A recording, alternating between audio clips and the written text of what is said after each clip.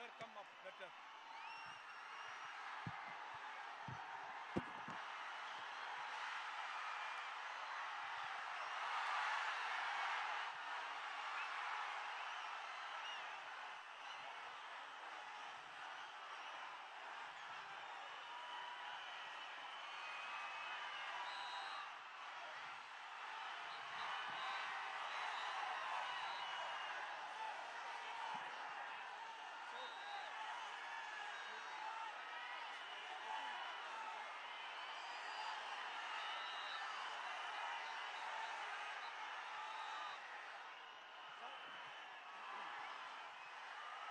கொஞ்சம் அங்கேயே நில்லுங்க ப்ளீஸ்.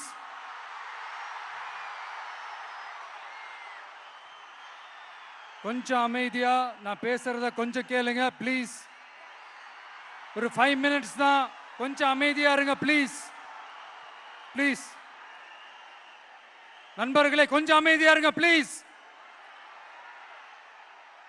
அதை தாண்டி யாரும் வரக்கூடாது ப்ளீஸ்.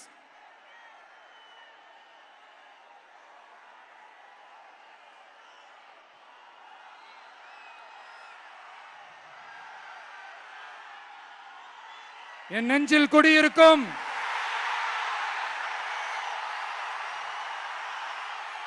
கொங்கு மண்டல தங்கங்களே, திருப்பூர் பகுதி மக்களே, உங்கள் அனைவருக்கும் என்னுடைய வணக்கம். டே ஆஃப்டர் டுமாரோ 16th அன்னைக்கு நம்மளுடைய தேர்தல் வாக்குறுதிகளை ஒரு புக்கா வெளியிடுறோம். அதுக்கு முன்னாடி இங்க சில பாயிண்ட்ஸை மட்டும் உங்களுக்கு படிச்சுட்டு போயிடுறேன். அதை மட்டும் கொஞ்சம் கவனமா கேளுங்க ப்ளீஸ் நண்பர்களே. ஓகே, ஆல் வெல் தேர், ஆல் வெல். பேசலாமா? கொஞ்சம் அமைதியா இருங்க ப்ளீஸ். நெசவாளர்கள், சிறு குறு நடுத்தர தொழில்கள் மற்றும் விவசாயிகள் மற்றும் காவல்துறையினர் சம்பந்தமான நம்மளோட அஜெண்டா சிலதை உங்ககிட்ட நான் படிக்கிறேன். 1, நெசவாளர்களின் தயாரிப்புகளை நேரடியாக சர்வதேச சந்தைகளில் விற்பனை செய்வதற்காக அரசுக்கு சொந்தமான ஒரு உலகளாவிய இ-காமர்ஸ் பிராண்ட் உருவாக்கப்படும். மேலும் முக்கிய நகரங்களில் வெற்றி தறி விற்பனை நிலையங்கள், ஷோரூம்ஸ் அமைக்கப்படும். 2வது, நிலையற்ற நூல் விலை மற்றும் மின்சார நெருக்கடி சுமையை பகிர்ந்து கொள்ள கைத்தறி மற்றும் விசைத்தறி வைத்திருக்கும் ஒவ்வொரு நெசவாளர் குடும்பத்திற்கும் ஆண்டுக்கு 30,000 ரூபாய் வங்கி மூலம் நேரடியாக நமது டிவிக்கு அரசு வழங்கும்.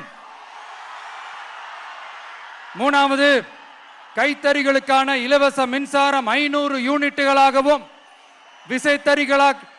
விசைத்தறிகளுக்கான இலவச மின்சாரம் 1500 யூனிட்டுகளாகவும் உயர்த்தப்படும்.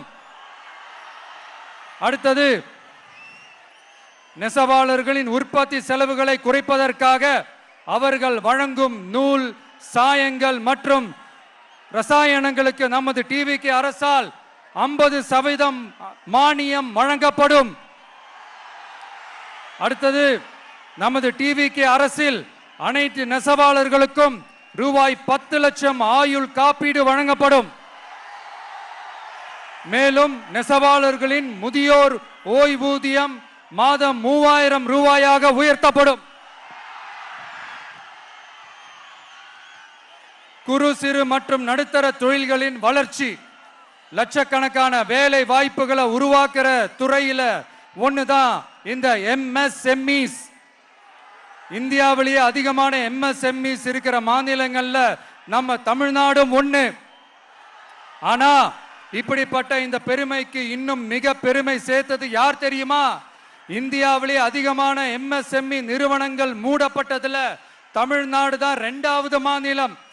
இந்த பெருமையை உண்டாக்குனது தான் திமுக ஆட்சியோட மிகப்பெரிய சாதனை. இப்போ இந்த குறு சிறு மற்றும் நடுத்தர தொழில்களோட வளர்ச்சிக்காக நம்ம டிவிக்கு அரசு என்னெல்லாம் செய்யும்னு கொஞ்சம் பார்க்கலாம். முதல்ல நெருக்கடியில் உள்ள குறு சிறு மற்றும் நடுத்தர நிறுவனங்களுக்கு உதவுவதற்காக ரூபாய் 15,000 கோடி ஸ்டேட் கிரெடிட் கேரண்டி ஃபண்ட் உருவாக்கப்படும். இரண்டாவது, குறு சிறு மற்றும் நடுத்தர நிறுவனங்கள் மூடப்படுவதற்கான மிகப்பெரிய காரணங்களில் ஒன்று 400% மேல உயர்ந்துள்ள பீக் ஹவர்ஸ் மின் கட்டணம். இது குறிப்பாக ஜவுளி துறையில் உள்ள குறு சிறு மற்றும் நடுத்தர நிறுவனங்களை பாதித்துள்ளது. டிவிகே குறு சிறு மற்றும் நடுத்தர நிறுவனங்களுக்கான MSMEs இந்த பீக் ஹவர்ஸ் மின் கட்டணத்தை நமது டிவிகே அரசு நிறுத்தி வைக்கும். அடுத்தது, விரிவான ஆய்வுக்கு பிறகே மின் கட்டணத்தை முறைப்படுத்தும். மேலும் குறு சிறு மற்றும் நடுத்தர நிறுவனங்கள் அடுத்து வரும் 5 ஆண்டுகளுக்கு 100% மின்சார வரி விலக்கை பெறும். அடுத்தது, குறு சிறு மற்றும் நடுத்தர நிறுவனங்கள் உலகளவில் போட்டி போடுவதை உறுதி செய்வதற்காக அவற்றை நவீனமயமாக்க ஒரு யூனிட்டுக்கு ரூபாய் 50 லட்சம் வரை என்ற அளவில் 35% நேரடி மூலதன மானியத்தை நமது டிவிகே அரசு வழங்கும்.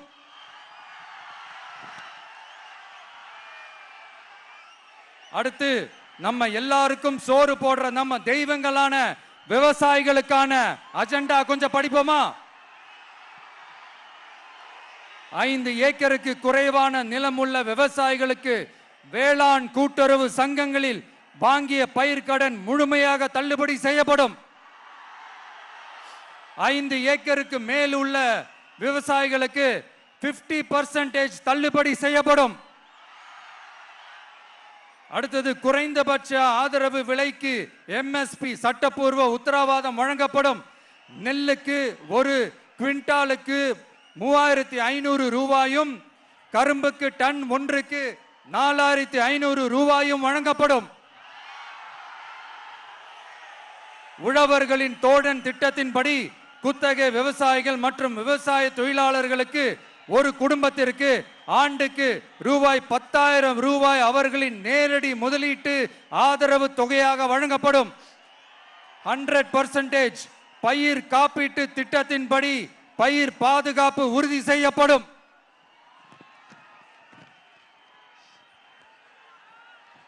கடைசியாக, நமது அரசு ஊழியர்களின் நலனுக்காக பழைய ஓய்வூதிய திட்டம் மீண்டும் வழங்குவது குறித்து நமது டிவிகே அரசு கனிவுடன் பரிசீலித்து மதிப்பீடு செய்யும். அடுத்தது, 5 அல்லது அதற்கு மேற்பட்ட ஆண்டுகள் தொடர்ச்சியாக அரசு பணியை நிறைவு செய்துள்ள அனைத்து தற்காலிக ஆசிரியர்கள், செவிலியர்கள் மற்றும் எழுத்தர் பணியாளர்களை நமது டிவிகே அரசு பணி நிரந்தரம் செய்யும். 3வது, பதவி உயர்வுக்கு பணம் பெறும் கலாச்சாரத்தை நமது டிவிகே அரசு முடிவுக்கு கொண்டு வரும். அனைத்து அரசு ஊழியர்களின் இடமாற்றங்களும் வெளிப்படையான மற்றும் கால வரையறைக்கு உட்பட்ட முறையில் நடைமுறைப்படுத்தப்படும். 4வது, காவலர்களின் அடிப்படை மாத ஊதியத்தை 18,200 ரூபாயிலிருந்து 25,000 ரூபாயாக நமது டிவிகே அரசு உயர்த்தும். அதிக மன அழுத்தம் உள்ள பணிகளில் ஈடுபடும் காவலர்களுக்கு பணிப்படியாக மாதம் 1000 ரூபாய் கூடுதலாக வழங்கப்படும். காவலர் நலன் மற்றும் பணி நிபந்தனைகள் சட்டத்தை, அதாவது police welfare and working conditions act நமது டிவிக்கு அரசு இயற்றும். அச்சட்டத்தின்படி காவலர்களின் பணி நேரங்கள் முறைப்படுத்தப்படும். அதிக பணி சுமை கொண்ட காவலர்களுக்கு வாரத்திற்கு ஒரு சுழற்சி முறை விடுமுறையை உறுதி செய்யப்படும். சலவை படியை அதாவது வாஷிங் அலவன்ஸ் 500 ரூபாயிலிருந்து 1000 ரூபாயாக உயர்த்தப்படும். மேலும் மதுரை, கோயம்புத்தூர், திருச்சி, திருநெல்வேலி, சேலம் மற்றும் வேலூர் ஆகிய இடங்களில் காவலர் நல மருத்துவமனைகள் நமது டிவிக்கு அரசு நிறுவும். கடைசியாக பெண் காவல்துறை அதிகாரிகள் பாதுகாப்பு நெறிமுறை அல்லது பாதுகாப்பு பணிகளுக்கு பணியமர்த்தப்பட மாட்டார்கள். பெண் காவல்துறை பணியாளர்களுக்கென தனி ஓய்வறைகளும் நடமாடும் டாய்லெட் யூனிட்டுகளும் அமைக்கப்படும்.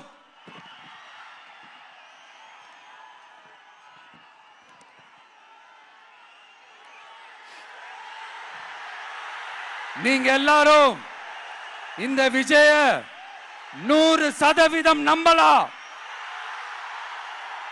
நான் உங்களுக்காக மட்டும்தான் வந்திருக்கிறேன். உங்களுக்காக நன்றி கடன் செலுத்துறதுக்காக மட்டும்தான் வந்திருக்கிறேன்.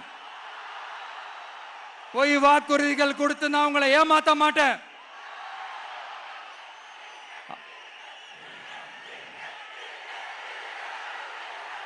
அதனால உங்க அண்ணனுக்கு, உங்க தம்பிக்கு, உங்க மகனுக்கு, உங்க பிள்ளைக்கு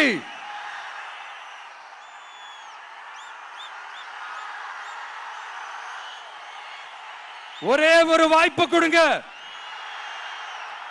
தயவு செஞ்சு விசில் சின்னத்துக்கு ஓட்டு போடுங்க. இது ஒரு விசில் புரட்சி தேர்தலா இருக்கணும். கான்பிடென்டா இருங்க. நல்லதே நடக்கும். வெற்றி நிச்சயம், வெற்றி நிச்சயம், வெற்றி நிச்சயம்.